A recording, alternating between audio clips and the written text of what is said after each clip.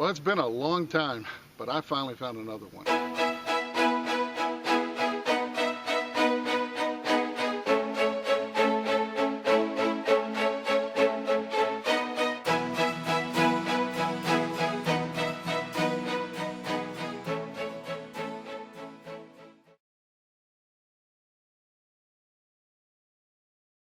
Well, welcome to Finding America, and thank you so much for being here.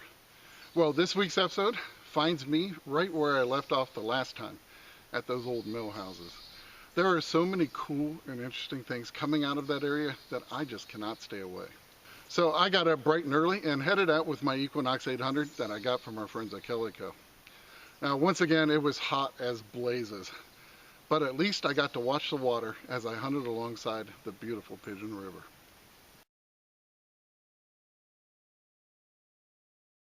Well, I am back right where I left off in the last video, and running the 6-inch coil, field 2, running 5 tones in it. Sensitivity I've got about 23, and I got my first good target. It was giving me a 15-16, kind of faint, but I dug down and I got a piece to a toy car, and actually it's one of my all-time favorite cars. It's looks to be a late 70s, early 80s 911 Porsche. Absolutely love those cars. So unfortunately not complete, but also in the hole was a little purple plastic sew-on button.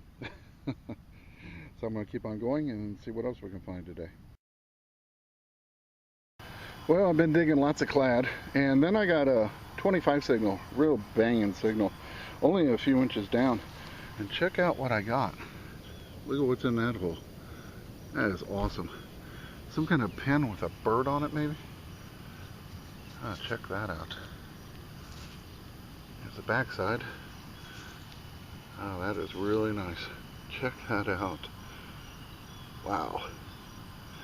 Kind of reminds me of cloisonne, but very cool piece. I'm not sure how old it is, but it's definitely a very impressive piece to find in the dirt. Very cool. Well, got another interesting signal here. It's giving me a 24-25. Dug down a few inches, saw something flash in the hole. I know it's going to be something interesting, so I grabbed the camera. I have no idea. I'll just show you how it's sitting in the hole right there. I'm going to flip this over. I'll be darned. It looks like another pen. Yep, still got the backing on it. Check it out. It's a Georgia peach. That's pretty cool. Wow, I guess this morning is the morning of pens. Pretty unusual.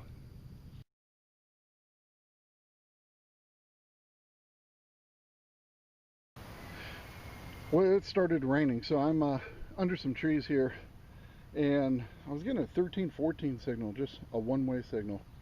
And only get in one direction and go the other way, nothing. So I knew it was something longer and slender, and that's exactly what it was.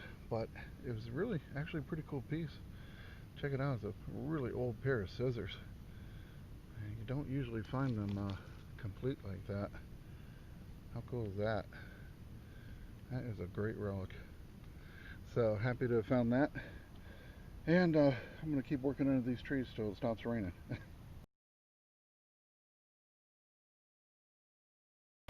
Well, that's where I just found those scissors, and I moved over a couple of feet. I was getting a 11-12. Dug down and got a railroad spike. So, cool little find right there too. Well, this thing was giving me a 27-28, and frankly it's got me stumped. I dug down, it was a few inches deep.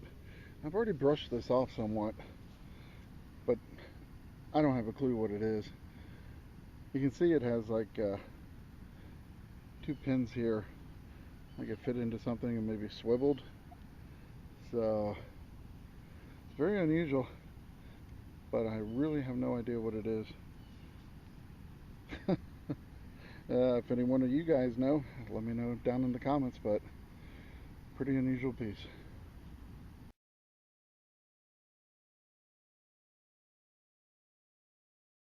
I think I have something pretty good in this hole. I was getting an 18, 19, pretty deep, about 6-7 inches, and this popped out.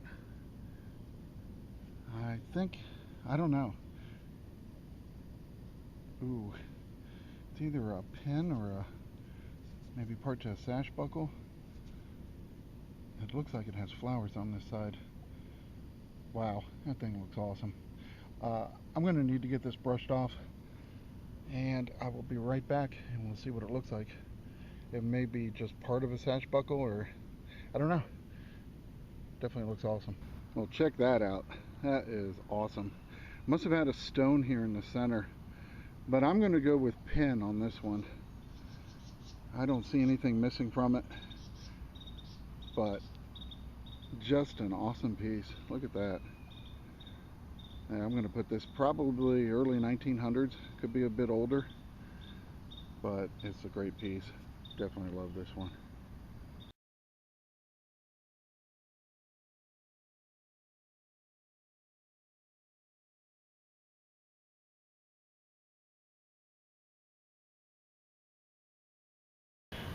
Well, this next one was giving me a 15. I had to dig down pretty far underneath this root. I finally pulled it out, and I was looking at it, and it appears I have an old wedge, old cast iron wedge.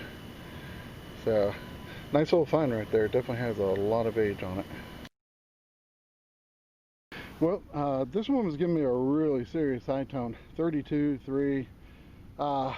Didn't think much of it until I just popped the dirt, and look at what popped out of the dirt. I have some kind of pocket knife. Oh yeah, I do. Shoot. The side's missing. The scale. Oh boy, that was a nice old pocket knife right there. Must have had a, kind of looks like bone or some type of scale like that. Boy, definitely has a nice age to it.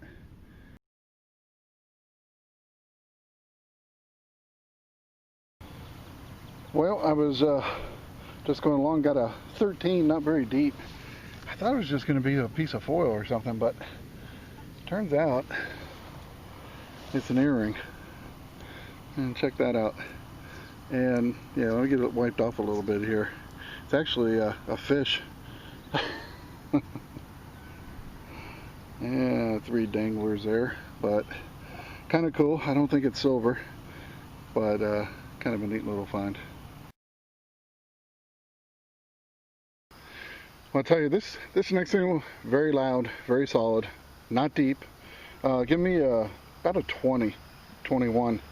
Dug down, and immediately there it's at, and I knew just what it was. And honestly, it's one of the nicest ones I've dug, and it has a retaining nut.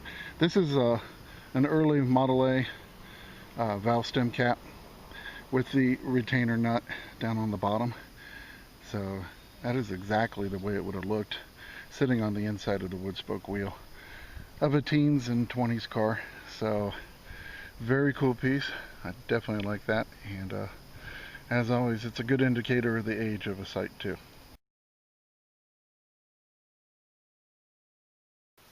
You know, as soon as I saw that early valve stem cap in my hole, I was reminded of a bit of history that I came across a while ago. The auto wash bowl. It was actually one of the very first car washes ever devised. Now, the auto wash bowl got its start way back in 1921 in St. Paul, Minnesota by a man named C.P. Boland. Now, during the early days of automobiles, the roads were often unpaved and extremely muddy, and that mud would cake to the undercarriage of the cars. So C.P. Boland had an idea. He invented an 80-foot wide, 16-inch deep, giant concrete bowl, and he filled that thing completely with water. And customers would come and pay 25 cents to drive their car around the bowl for 5 minutes.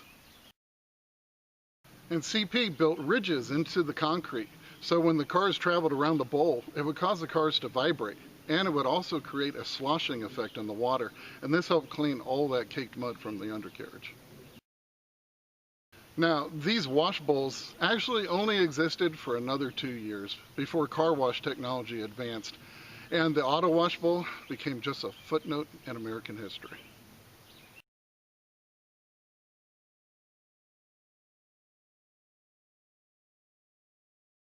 Well, after that hunt, I headed out of there, but while I was heading back home, I was able to get another permission in that neighborhood, the site of where an 1800s house once stood.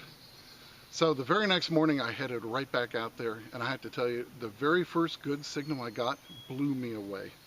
It'd been a very long time since I'd found one of these. Oh boy, oh boy, oh boy, oh boy. I got something really good in the hole here. On a new permission in the Millhouse area, where a very old house once stood, and we don't know how old, they didn't keep records. I've been digging quite a few trash signals, and then I got a 12, and I dug down in just 3 inches. I am blown away. It has been so long, but I have a shield nickel. I can't believe it. It has been eons since I've gotten one. I tell you what, I need to toothpick this. Oh wow, a shield nickel. I'm telling you. Oh, it's just so awesome. So let me get it cleaned up and I will be right back. Ooh, baby. Well, there you have it. It's awesome. Oh my gosh. I am so stoked to have found this. I can't make a date out here. I'm going to have to work on this piece, but check it out. Oh, just can't believe I got a shield nickel. Whew, we don't find them very often here in these parts. So I am just thrilled. Oh, can't wait to see what else pops up out of here.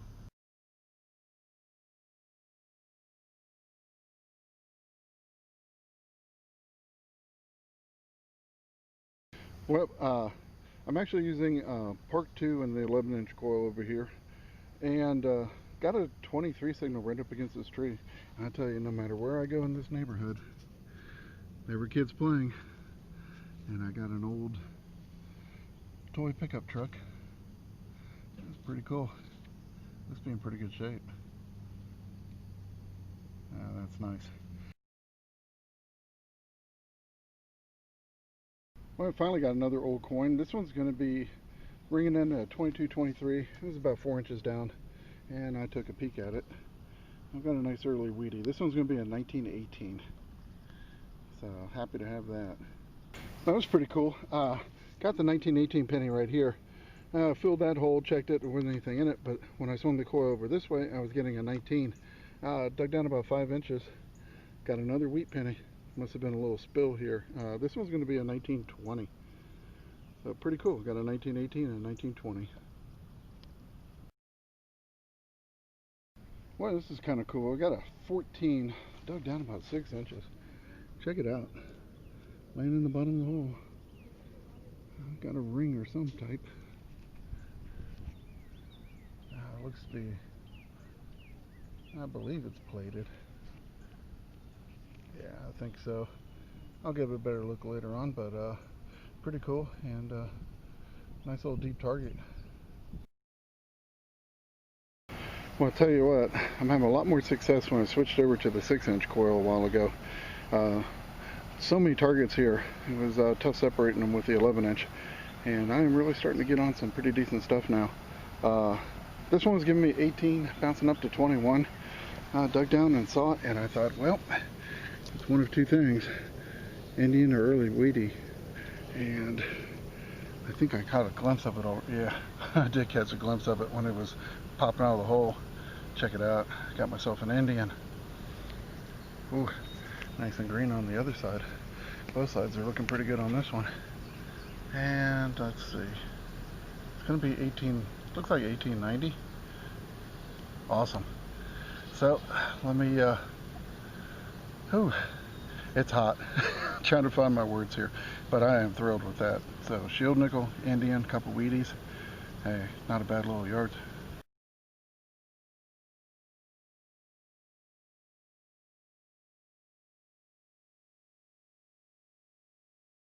Well, this thing was giving me an 18. That was pretty deep, about 6 inches. I've been, I cleaned it up a little bit, but check it out. Nice old dog tag. This is a Tennessee rabies tag, and it's got the date down here on the bottom, 1954. So, very cool find. Definitely happy to get that.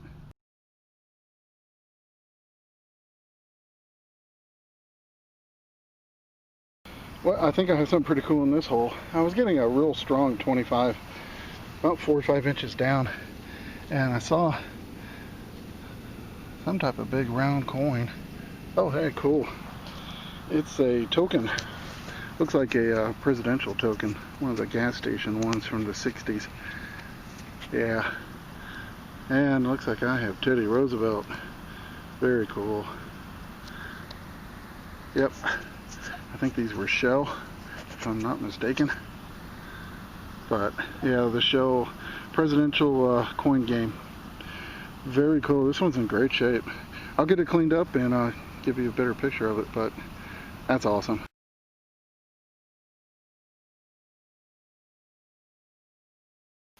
Well, I'm sure you find a lot of these presidential tokens just like I do.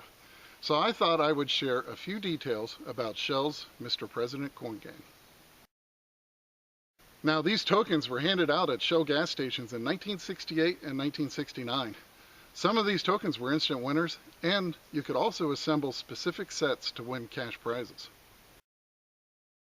Now, these coins were in tamper-proof wrappers when they were given out, but it quickly became evident that some very unscrupulous gas station dealers and owners were cheating. And they were making rubbings of the coin through the wrapper and then cashing the winning coins in themselves. So the game was temporarily halted by Shell, and all the coins were recalled and a brand new tamper-proof wrapper was designed. And once again, the game resumed. All in all, 1.3 million coins were produced by the Franklin Mint for the Shell Mr. President coin game. And just in case you were wondering, of all the 39 varieties that were issued, which ones were the rarest? Well, in second place was James Madison. 150 of those were produced. And the rarest of them all is the Warren G. Harding, with only 75 examples produced.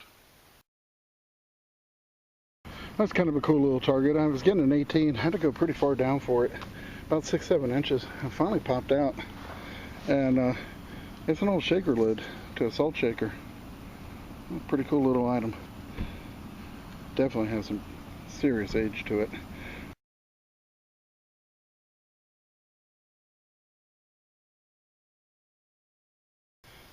Well, next signal here gave me a 15. Wasn't very deep. Cut the plug and it was sitting here in some roots, and I pulled it out and I've got an old thimble. It's a really kind of a short one, isn't it? Kind of cool. It's pretty chewed up on this side, but I'll clean it up, see if there's anything on it when I get home. And actually I can see there is something on it.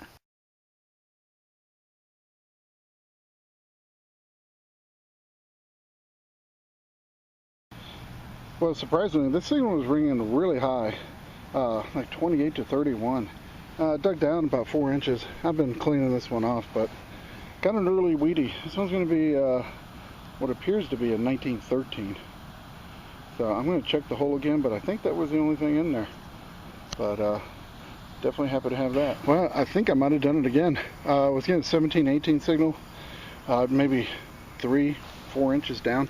Got the dirt out and I popped it up, and I bet this is going to be another Indian. I haven't looked. Oh yeah, it is. Check it out. Look how nice they're coming out. See if I can get a good look. There you go. Look at that thing. Ooh. Yeah, they're coming out pretty clean too. Let's see if I can get a year off this one. Yeah, I think I will. Let's see. Looks to be 1897, I believe. There you go. That is a good looking Indian. Wow, 2 Indians and a shield nickel. Killer.